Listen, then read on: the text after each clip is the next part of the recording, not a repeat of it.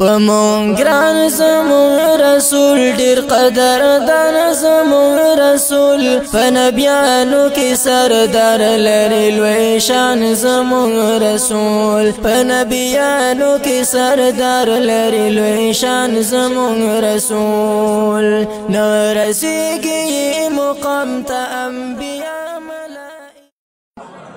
السلام عليكم ورحمة الله وبركاته.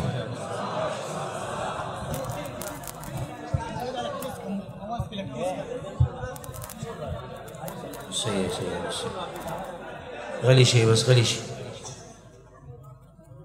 إن الحمد لله نحمده ونستعينه ونستغفره ونعوذ بالله من شرور أنفسنا ومن سيئات أعمالنا. من يهده الله فلا مضل له ومن يضلله فلا هادي له. وأشهد أن لا إله إلا الله وحده لا شريك له، وأشهد أن محمدًا عبده ورسوله صلى الله عليه وعلى آله وصحبه أجمعين. أما بعد،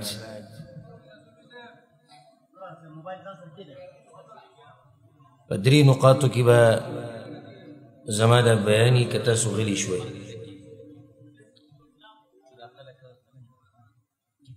أولاني نقطة د کومو ملګرو چې دا نظم وي الله دې ولا جزای خیر ورکړي، خو دا ټولې غلو وکړه زما په باره کې، او الله دې ورته دا ګناه وبخي. زه یو کمزوری انسان وړوکی طالب علم یم. دا شی راوړي ایکتر روان دی.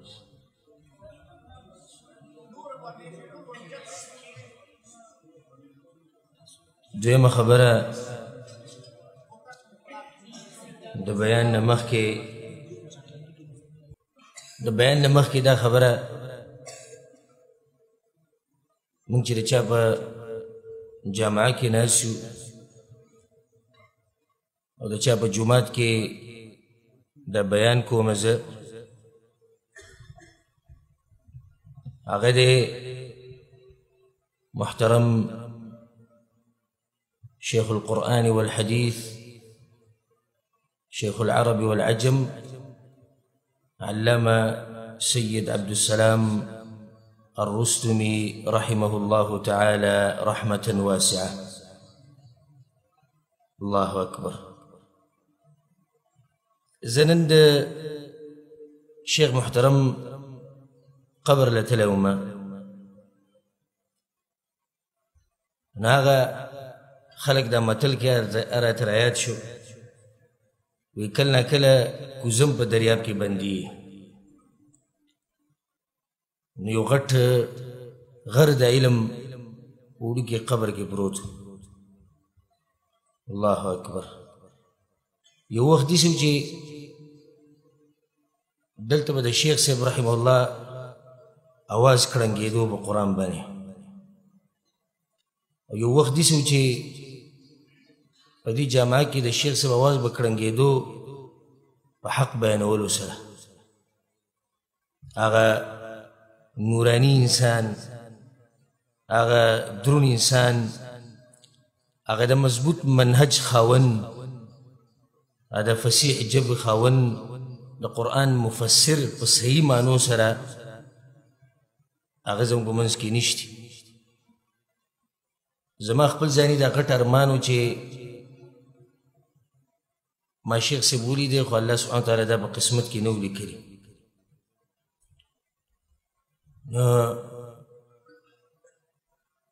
اولنی یا دویمه خبره په دې بیان کې هغه دا چې الله سبحانه وتعالی دې په شیخ صاحب باندې رحم وکړي، او الله سبحانه وتعالی دغه د باغچه همیشه دغه شان قائم او دائمه لري. الله سبحانه وتعالی د شیخ صاحب سره زموږ ملاقات په جنت الفردوس کې وکړي، او الله دې دغه قبر د جنت باغچه کې، او د دلته چې څه پروګرامونه کېږي او څه بیانونه او درسونه کېږي، الله سبحانه وتعالی شیخ صاحب له باغې کې پوره حصه ورکړي، او الله دې د شیخ صاحب د زامنو نه محترم فضیلة الشیخ مفتي ابو سعيد حفظه الله او زمونږ ګران ورور محترم شیخ عبد البصیر صاحب الله سبحانه وتعالی د هغوی د لاسه خپونه هم د دین خدمت واخلي او دومره خدمت دې الله واخلي چې د شیخ صاحب د خدمت نه زیات دوی خدمت وکړي او انشاءالله زمونږ د امید دی د الله سبحانه وتعالی نه او د ګمان دی زموږ په هغوی باندې چې هغوی به د قرآن او حدیث خدمت کوي لکه څنګه چې لګیا دي او په مستقبل کې هم کوي باذن الله تعالی. د دې نه دا خبره ثابته شوه چې د علماو یو مقام دی په دې امت کې ځکه چې علما هغه علما کوم چې قرآن او حدیث بیانوي الله سبحانه وتعالی هغوی له دا مقام ورکړی.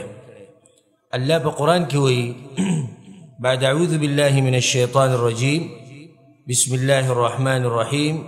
أومن كان ميتا فأحييناه وجعلنا له نورا يمشي به في الناس كمن مثله في الظلمات. الله ويجي وسړی زه را ژوندی کړم مړو الله را ژوندی کړو فاحییناه وجعلنا له نورا الله سبحانه وتعالی له رڼا ورکړه. رڼا د څه رڼا؟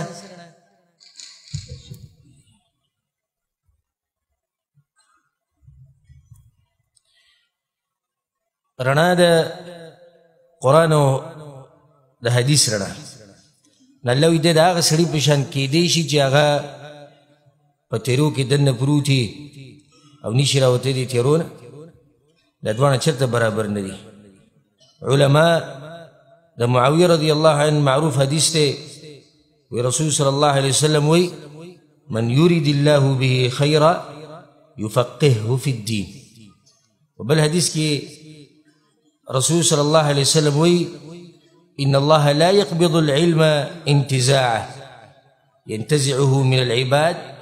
ولكن يقبضه بقبض العلماء. الله سبحانه وتعالى دا علم دي سي ختمي چې خلکو د سینو نه راکاي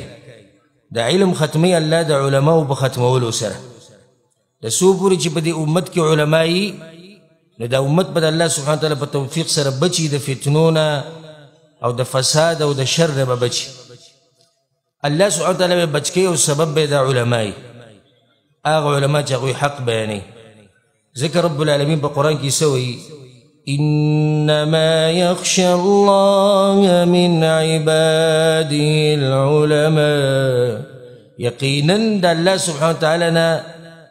دا هغه په دې بندګانو کې چې زیات هېرېږي نو هغه د علما دي. ولې ځکه چې د علما د خپل رب پېژني د هغې د لاسه د هغه نه زیات هېرېږي.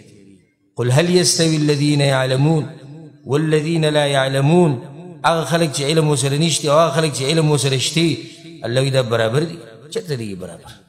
زه به تاسو ټولو ته نصیحت دی. ګوره دا ما د خپلې موضوع نه مخکې نصیحت شروع او د دلیل دی موضوع په اهمیت باندې د علماو قدر کوئ د علماو احترام کوئ. زه درته دا خبره د فایدې لپاره ذکر کوم. د خلکو اقسام دي. یو هغه دی مقلد متعصب ړوند مقلد دا به ګمراهۍ کې دی چې دی وایي زه قرآن او حدیث سره زما هېڅ کار نشته خو د پلاني سره مې کار دا به ګمراهۍ کې شک نشته. دویم وایي زه د سره عالم منه لیکن ته څه وایي زه خپله قرآن حدیث ګورم. ښه د علماو چې څومره محنتونه کړي دي او کوششونه کړي دي وختونه یې لګولي دي ګیرې سپینې شوي دي قرآن او حدیث په خدمت کې د هغوی په باره کې څه وی مړه زما په شان یو انسان نو ما هغه یو شان ونو ته هغه یو شان یې هغه چې دا په کلونو جامعو ته تللی دی مدرسو ته تللی دی ځان یې ستړی کړی دی محنتونه یې کړي دي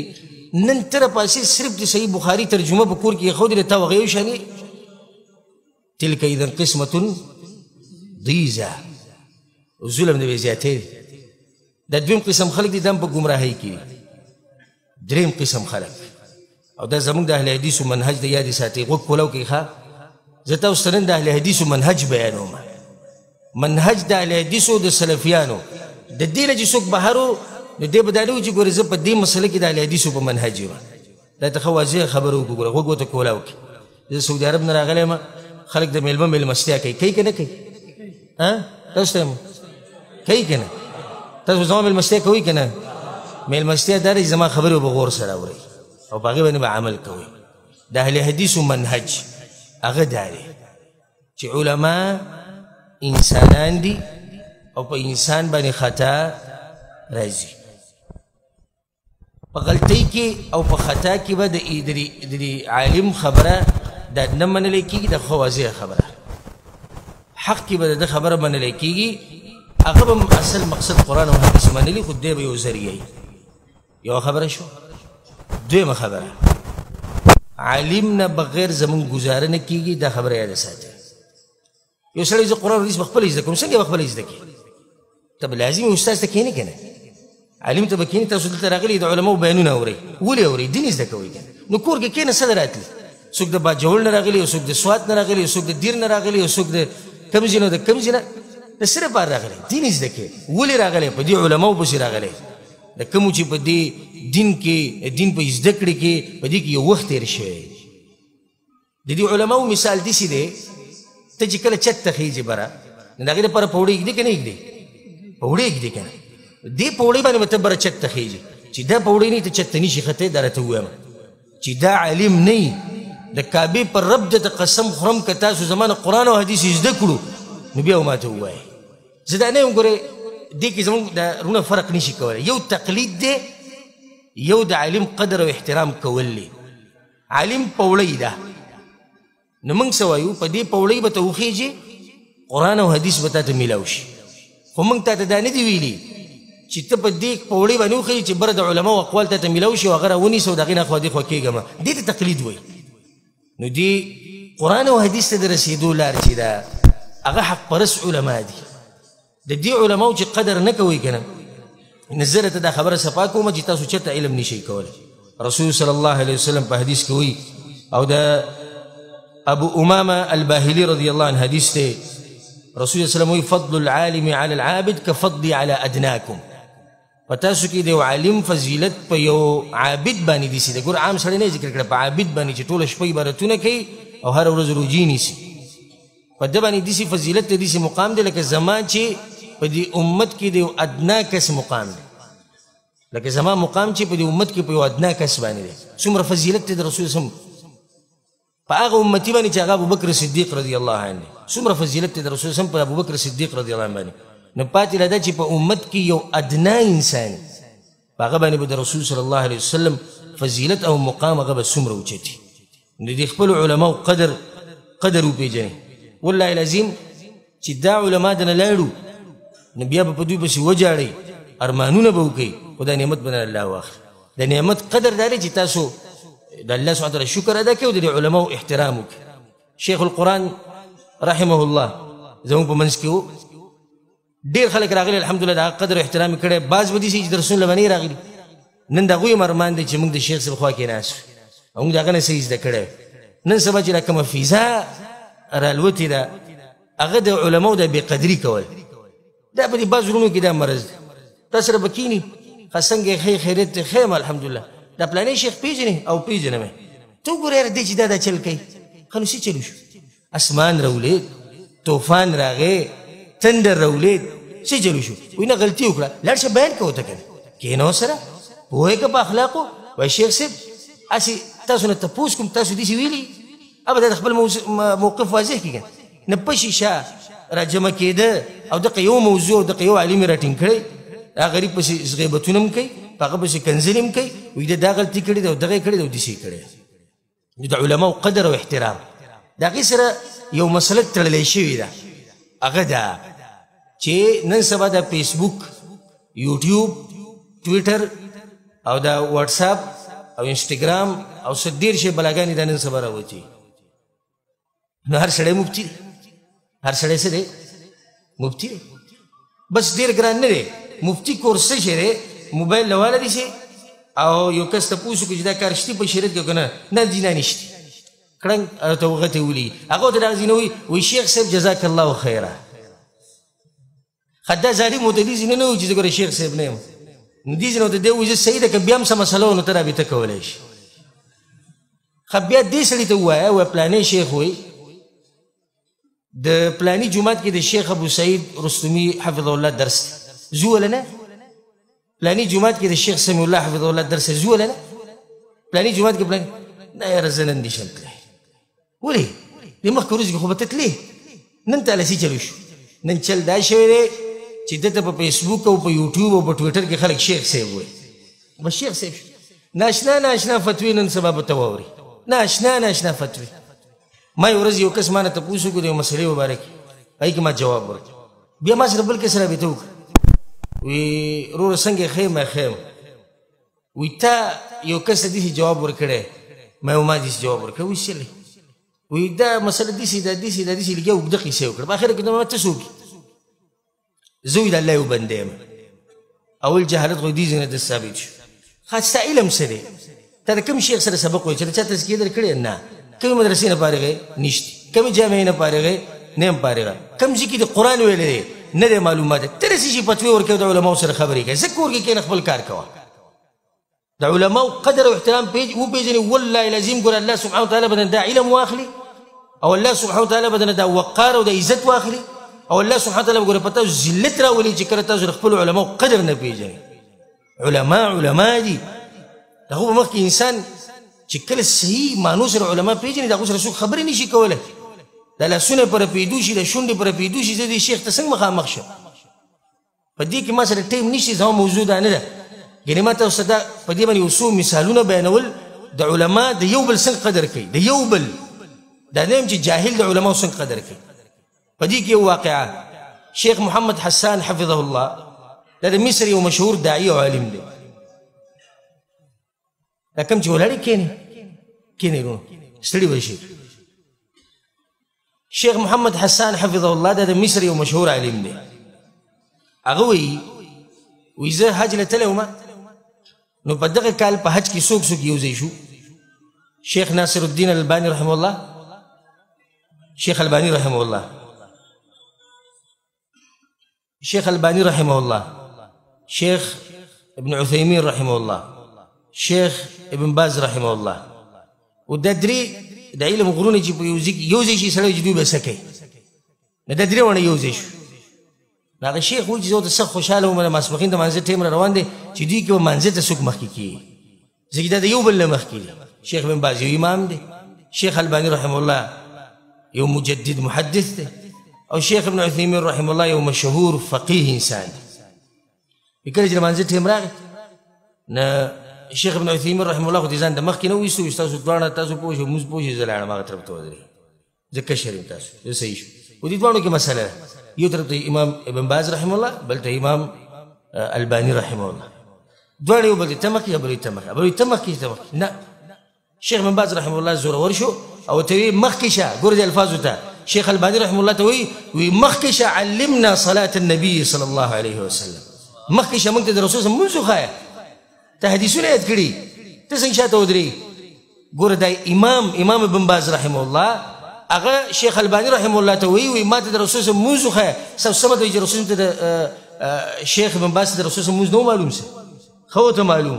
دې ته وایي د علماو قدر نو بیا چې شیخ مخکې کېدو شیخ الباني رحمه الله وی شیخ صاحب بالکل په هغه طریقې وکړم که نه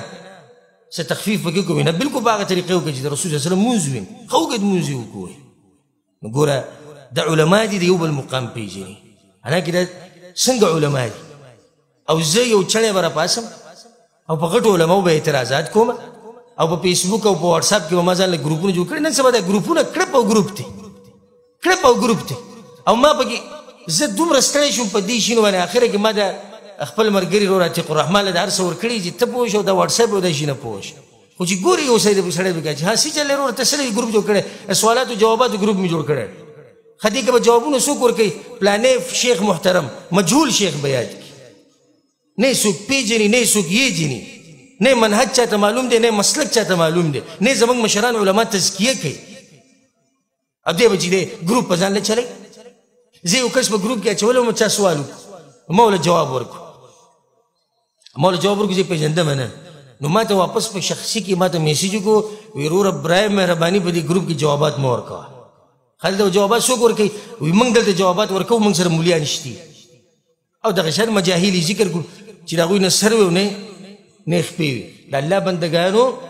چې کله چا سره په واټساپ ګروپ کې شریک کېږي یا په فیسبوک کې یا په بل هر شي کې نه اول د دې سړي تحقیقات کوئ چې دا سړی په څومره اوبو کې دی که دا عالمي زمونږ مشران علمای تزکیه کوي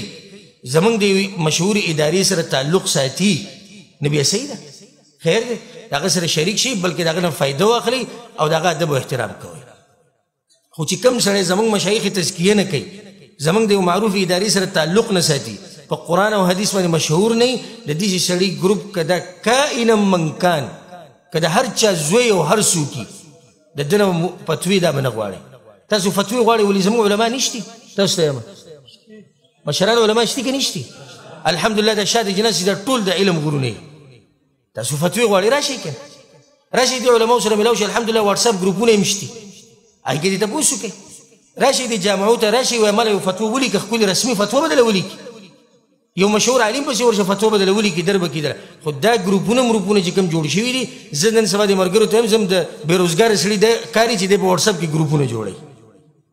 دا د بېروزګاره سړي کاري په واټساپ کې ګروپونه جوړول او بیا په دې کې چې کم بیان راغی هغه نشر کول د هر چا بیانونه هم نشر کوئ ګوره چې یو سړی تاسو ته معلوم وي چې دا عالم دی د هغه بیان نشر کوئ نن سبا دا بیان کول هم ډېر اسان دي هغه څنګه موبایل له وله داسې کېده ان الحمد لله نحمد او بیان یې وکړو 15 منټه بیان به نشر کو په واټساپ کې لاندې ورته څه لیکلي دي محترم شیخ القرآن والحدیث المحدث والمفسر فلان ابن فلان دا د هغه درس دی فلان ابن فلان د دې ځای نه مشهور شو نه یې څوک پېژني نه چې د سبق ویلی سځي نه د زما تاسو ته د زړه نه نصیحت دی منئ به که نه به منئ دې ګروپونه کم ګروپونو کې چې داسې کسان دي چې هغه معلوم نه وي نو هغه د ځان هغې ګروپونو نه ځان لرې کوي او د هغو نه فتوې متوې دا مه غواړئ د هغې نه بعد راځم وخت مختصر پاتې دی کوم موضوع چې ما را کړی اصل دا پروګرام دی سیرت النبی صلی الله علیه وسلم کانفرنس الحمدلله الله سبحانه وتعالی ما له سنه تجربه را کړې په دې بیان کولو کې سنه خو بیا دوه موضوعګانې داسې دي چې په دې کې انسان په سوچ کې دي چې څه ووایم دلته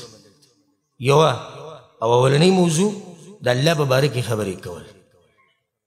د رب العالمین په باره کې خبرې کول د یو غټه موضوع ده په انسان باندې چې رپرپی راشي چې غلط څه ونه وایم بېادبي ونه کړمه زیاتې خبرې چېرته ونه کړمه چېرته د نقصان نسبت الله ته ونه کړم دا یره به یې په تا باندې دویم د هغې نه بعد د رسول الله صلی الله علیه وسلم په باره کې خبرې کول د هغه عظیم انسان په باره کې خبرې کول نن چې کوم کانفرنس دی دې ته وایي سیرت النبي صلی الله علیه وسلم کانفرنس زمونږ امام اعظم او زمونږ د سترګو تور او زمونږ مور پلار چې بچا باندې قربان دي او زمونږ وینه چې بچا باندې قربانه ده او زمونږ بچی چې بچا باندې قربان دي محمد ابن عبدالله صلی الله علیه وسلم درود وایي صلی الله علیه وسلم دا کانفرنس د دې دپاره دی چې د علما د عوامو ته بیان کړي چې د پیغمبر صلی الله علیه وسلم څوک دی په دې پیغمبر سره بعض خلک تعلق ساتي هغو ته وایي صحابه کرام د صحابه کرامو محبت د دې اوچت انسان سره رسول صلی الله علیه وسلم دا موضوع ما له را کړې دا یو اوږده موضوع ده او په دې باندې الحمدلله زما تفصیلي بیانونه هم شته هغه واورئ خو زه به ستاسو ته صرف یو څو واقعات بیانوم چې ستاسو د ایمان تازه شي دا هغه انسانان دي د صحابه کرام لنډ تعریف د دوی دا دی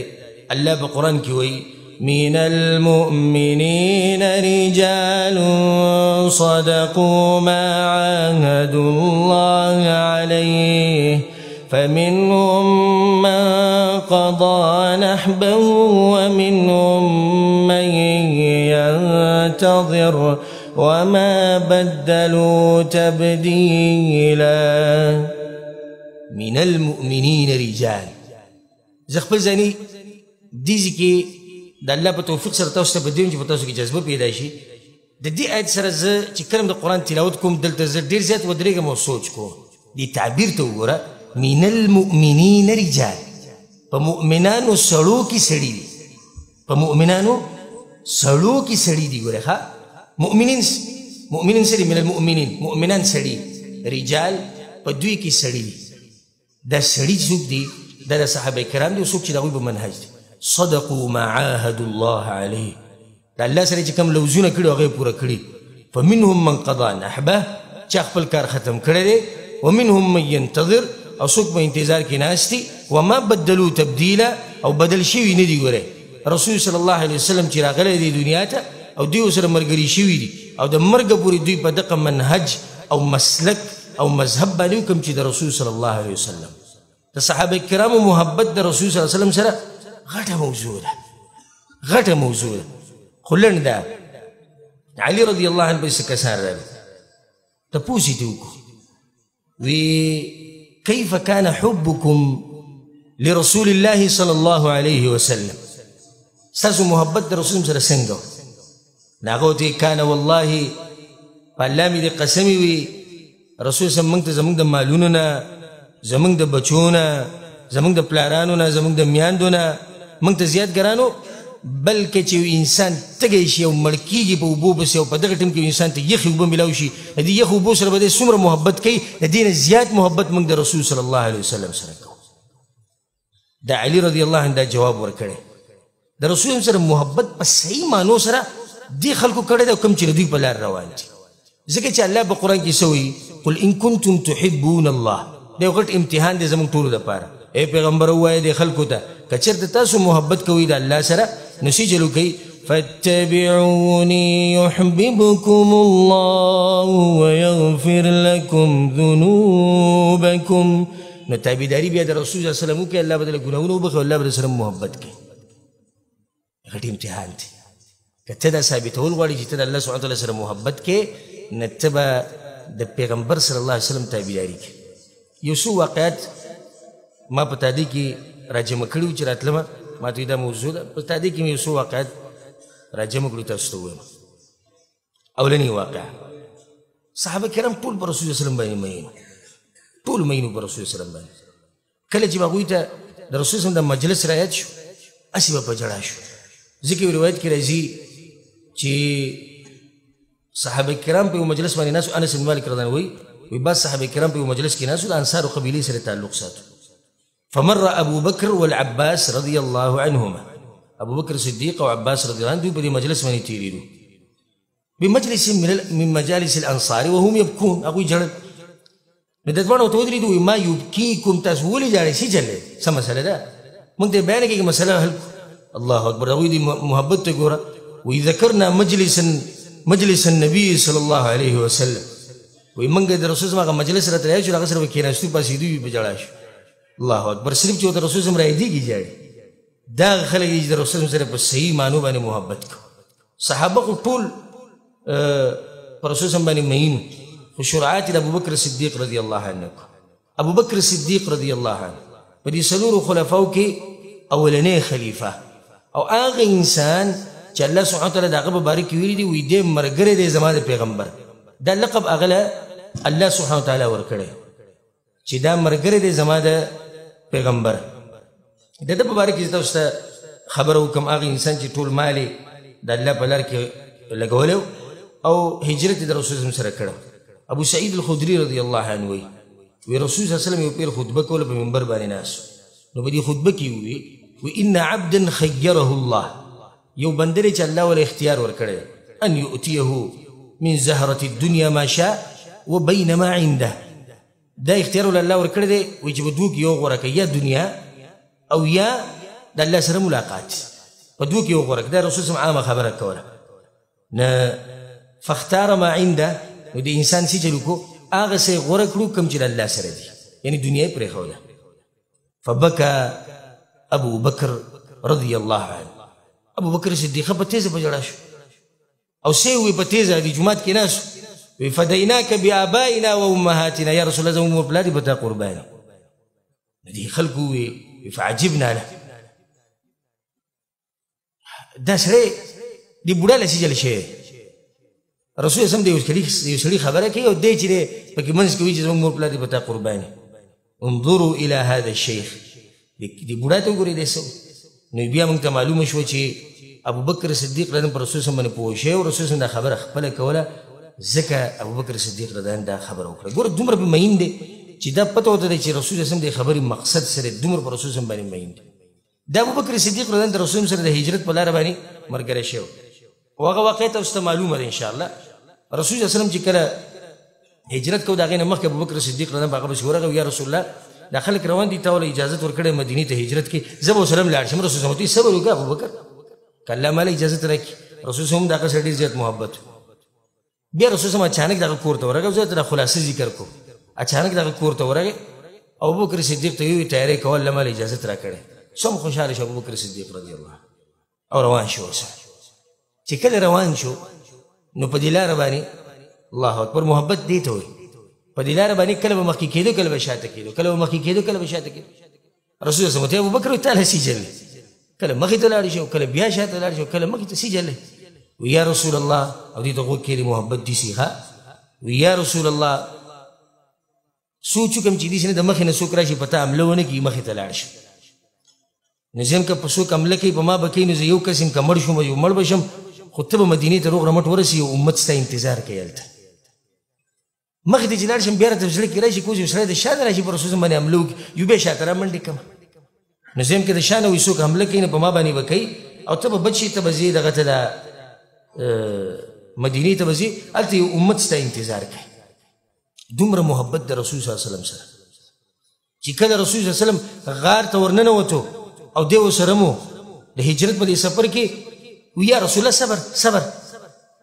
وی څه کې وی زه دا سوړي دي چې دا پکې پټې کړمه داسې نه چې داسې شی دې راوځي او تاله ټک ته راکړي یا رسول الله دې ته وي محبت د رسول صلی الله علیه وسلم سره دا نه دی د محبت د رسول سره چې د رسول په طریقو کې کامیابي ده او زما مذهب جدا او ستا جدا دی د رسول په طریقو کې کامیابي ده رسول که هر څه وایي دی خو موږ صحابیاق صاحب د لارې نه نشو خوځېدی او د مولوي صاحب د لارې نه یا رسول الله څه شی دله ټک در نه کړي کپړې وشلولې هغې په دې سوړو کې کېښودې بیا په دې یو سوړه کې د خپله غټه ګوته کېښودې د خپې ده چې ټک وله ورکړو څه شي نو د سترګو نه اوښکې روانې شوې خو رسول صلی الله علیه وسلم یې دې ته نه پرېښودو داسې محبت و هغوی د رسول صلی الله علیه وسلم سره ربیعه بن کعب رضی الله عنه دا یو معروف صحابي دی او تاسو به ځینې اورېدلی هغه وایي چې ما د رسول سره به شپه کوله او د رسول سلم خدمت به ما کوه هغه له به د اوبه ما راوړي د رسول سلم خدمت د دې نه دا خبره ثابتېږي د علماو خدمت پیغمبر صلی الله علیه وسلم نه بعد ګوره بل پیغمبر نه راځي راځي که نه راځي نه راځي نو چې نور پیغمبران نه راځي نو د دغه پیغمبران وارثان خو شته که هغه د علمای کرام دي د دوی خدمت پکې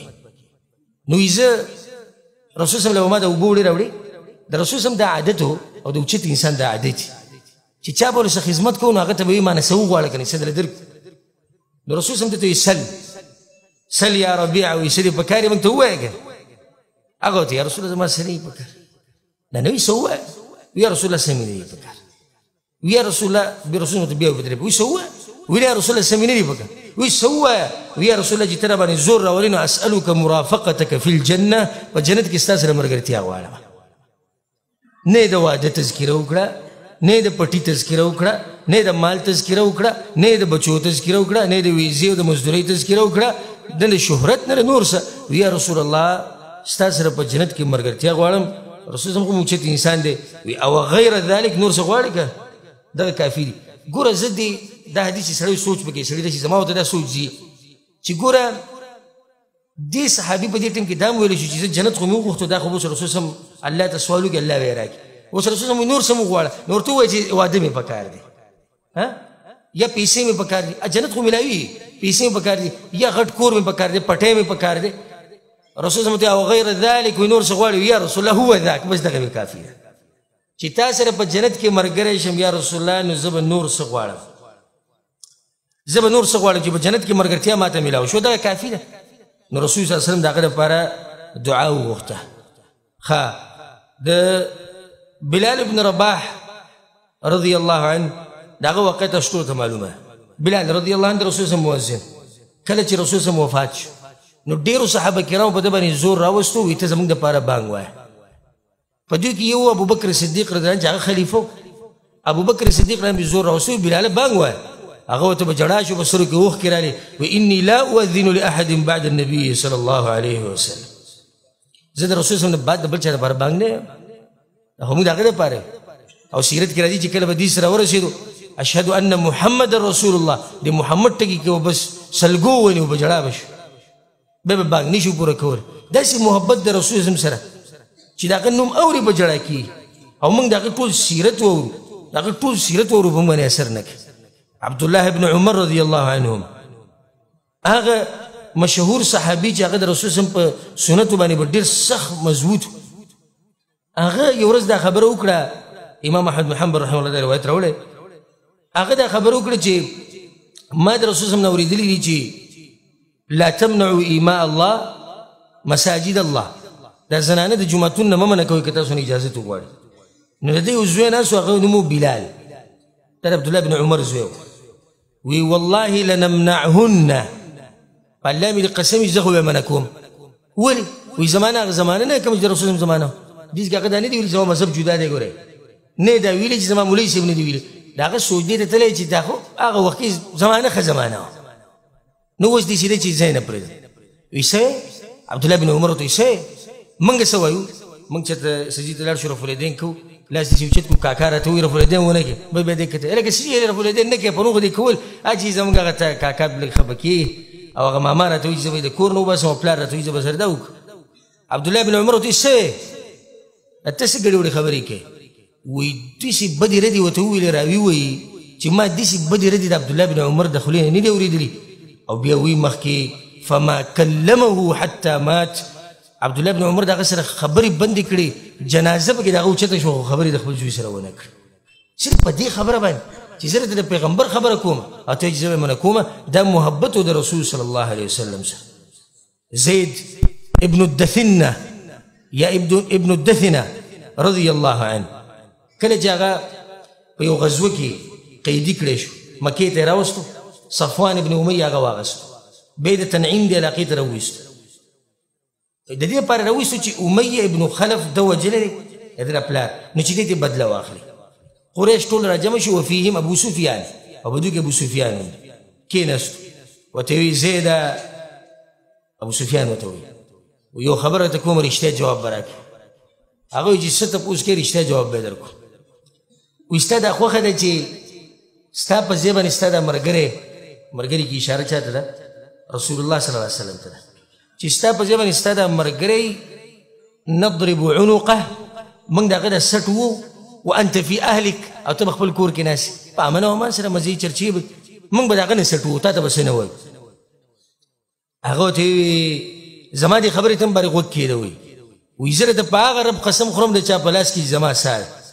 ته خو دا خبره کوې چې سټ ته ووایي زما دا نه ده خوښه چې د رسول صلی الله علیه وسلم په خپه کې دی غلی لاړې شي او زه دې په خپل کور کې ناست یم زما وایي دا نه ده خوښه تاسو د سټ والو خبره کوئ ابو سفیان وایي په الله مې د قسم ما داسې ملګري نه دي لیدلي لکه څنګه چې د محمد صلی الله علیه وسلم ملګري دا خو لیوني ځان پې قربانوي ځان پې وجني دې ته وایي محبت د رسول صلی الله علیه وسلم سره رسول صلی الله علیه وسلم یو شپه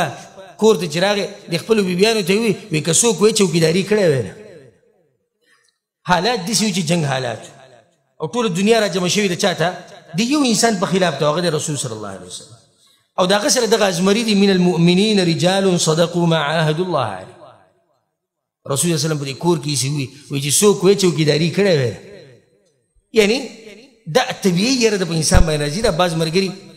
هسې فایدې لپاره دا ذکر کوم ما دوره تفسیر کې سورت طه تفسیر کو ما تاسو کې نن سبا مفتیان ډېر زیات دي چې تفسیر موږ کور ته روانم بس یو دوه کسان راپسې رامنډې وهلې شیخ صاحب زموږ یو تپوس ما څه تپوس وایي تا څه وایي چې موسی علیه السلام ویرېدو ما وایي وروره ګزار را باندې کېږي چې په ارام خبرې کوه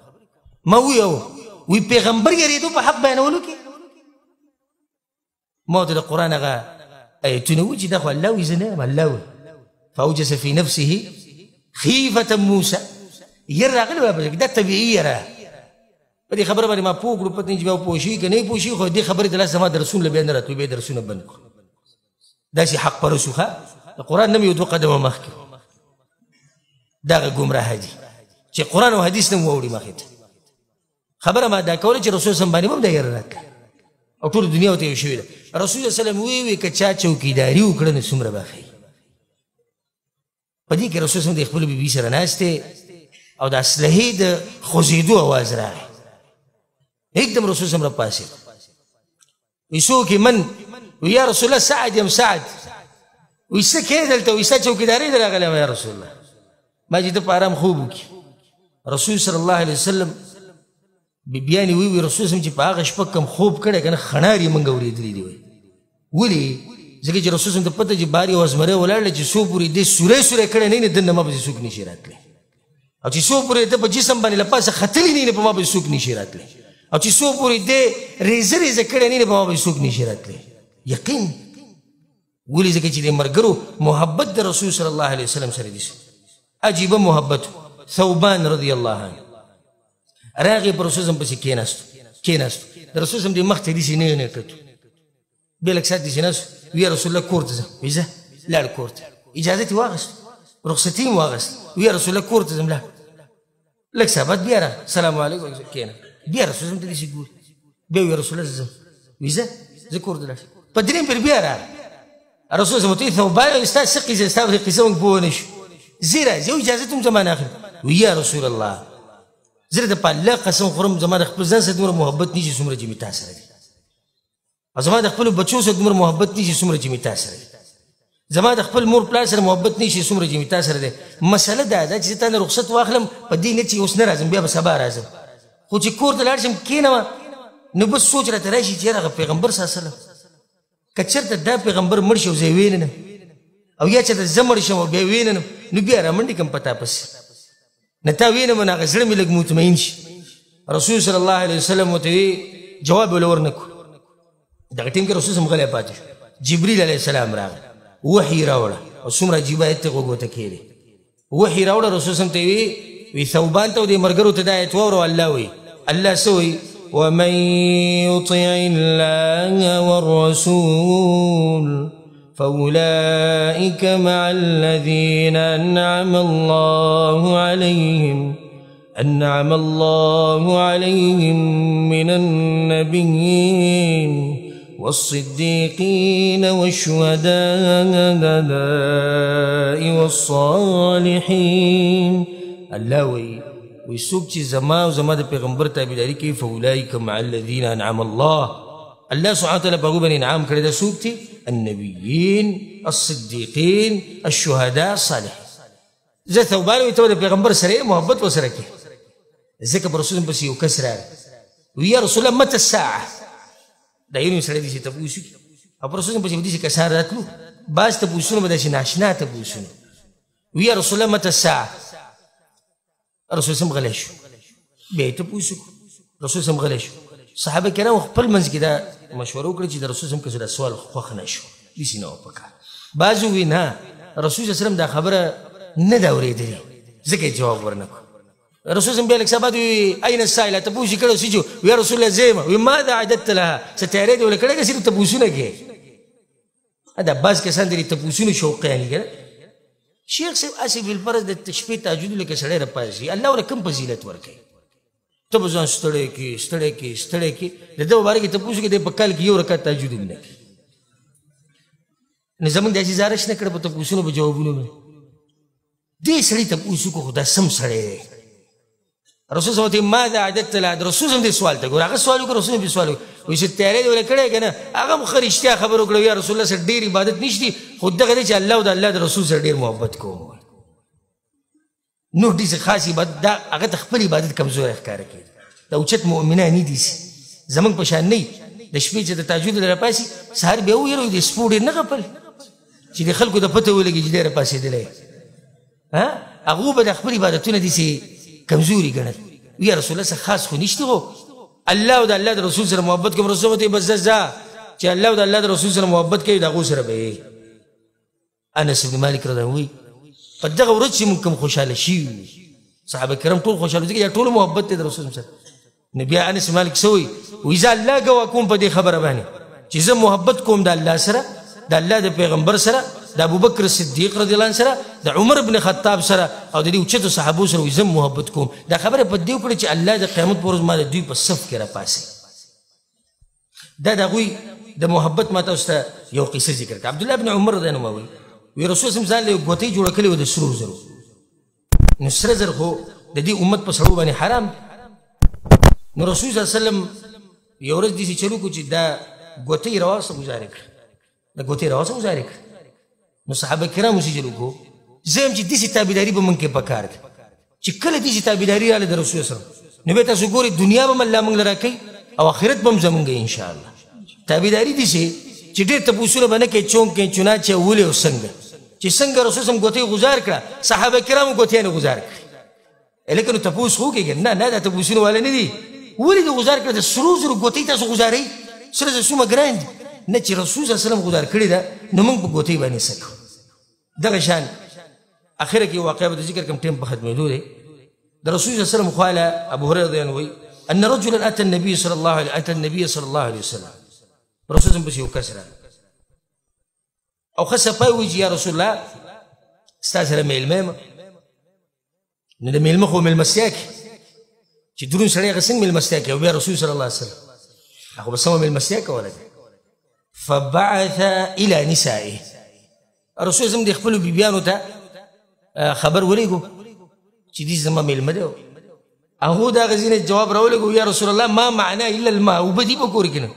کدی وبوس کوله میلمه راولي نور کور کې سړي چې صفا خبره وته رسول الله په سوچ کې شو میلمه خو ځاګه دی رسول الله سم دې هغه په وګلاس کې غوي دا میلمه به سوق بوزي یو سره ډایرکټ پاسه دا غوي مقابله کوله بده وی رسول الله انا اوس ګور کور کې ګوره تاسو نه کړل چې مخکې کور کې تاسو کې د کور معلومات خو سره شته نه ډایرکټ محبت دی ته وی رسول الله زه بوزم بس لا سړی ځان سره روان کو کور ته ورسېلو فانطلق به الى امراته خپل خزي وزلار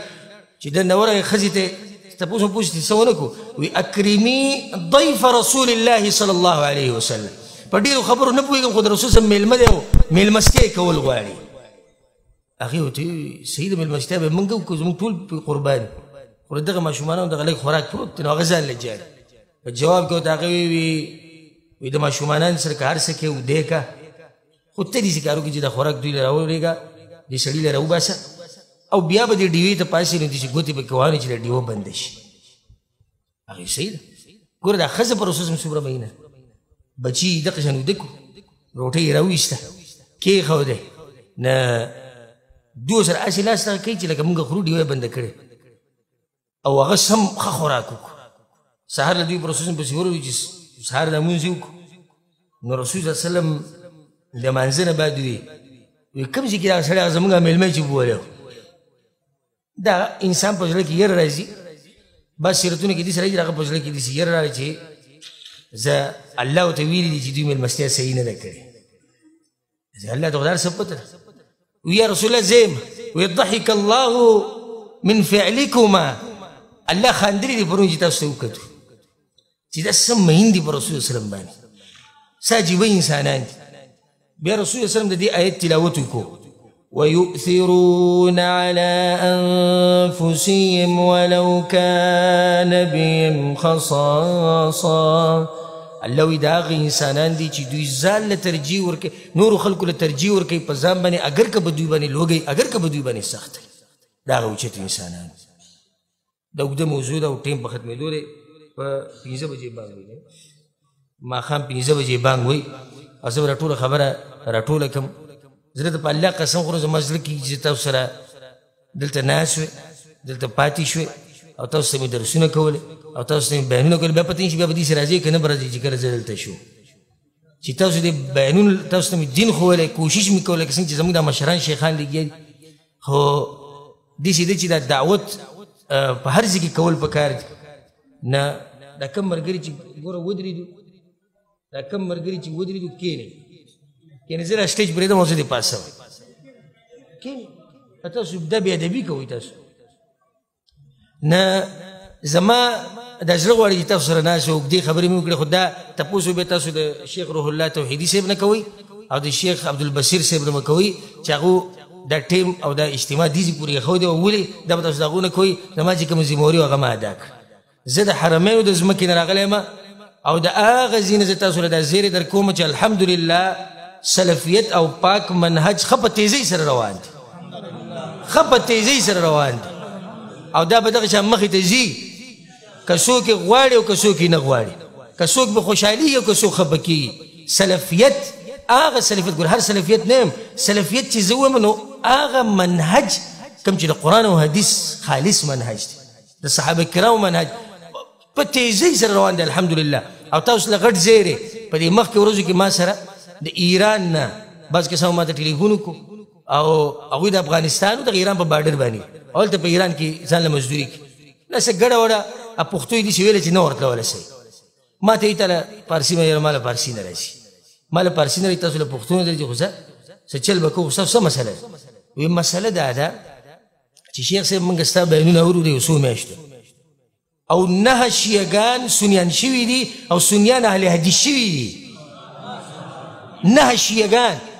په ایران کې الحمدلله د یو غټ کار دی نو بیا هغو ته تپوس کوو چې د مانځه طریقه څنګه ده د مانځه طریقه یې زده کوه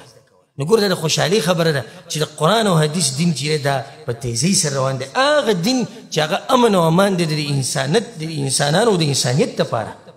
امن او امان په کوم دین کې دی هغه په دې قرآن او حدیث کې دی الله سبحانه وتعالی دا حق دغه شان په تیزۍ سره مخې ته بوځي او الله سبحانه وتعالی موږ له توفیق راکړي چې د حق خدمت وکړو الله سبحانه وتعالی چا چې دا اجتماع جوړه کړې ده او د دې لپاره محنتونه کړي دي که مشر دی که کشر دی الله سبحانه وتعالی د هغوی په ژوند کې برکت واچي خصوصا محترم زمونږ استاذ او ګران شیخ ابو سعید رستمی حفظه الله ورعاه او خصوصا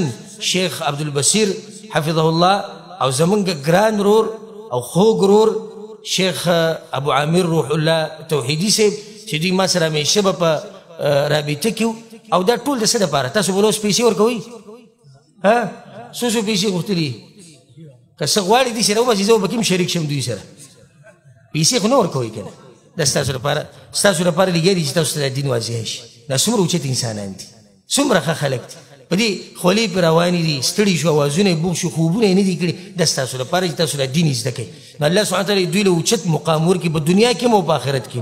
الله سبحانه وتعالی د مسلمانانو په ملکونو باندې خصوصي رحم وکړي او په هغې کې خصوصا په سعودي عرب باندې او الله سبحانه وتعالی د پاکستان حفاظت وکړي او الله سبحانه وتعالی د افغانستان حفاظت وکړي او په دې ملکونو کې چې کومه غریبي ده الله سبحانه وتعالی دې ختمه کړي او دلته چې کومه بدامني ده الله سبحانه وتعالی دې ختمه کړي الله سبحانه وتعالی دا ملکونه د فتنو او د شرونو نه په حفاظت کې ساتي او څوک چې هم د دې مسلمانانو ملکونو دپاره څه بده اراده لري نو الله سبحانه وتعالی نیس او نابود کړي او الله سبحانه وتعالی د هغه دا چال په هغه باندې ور وګرځي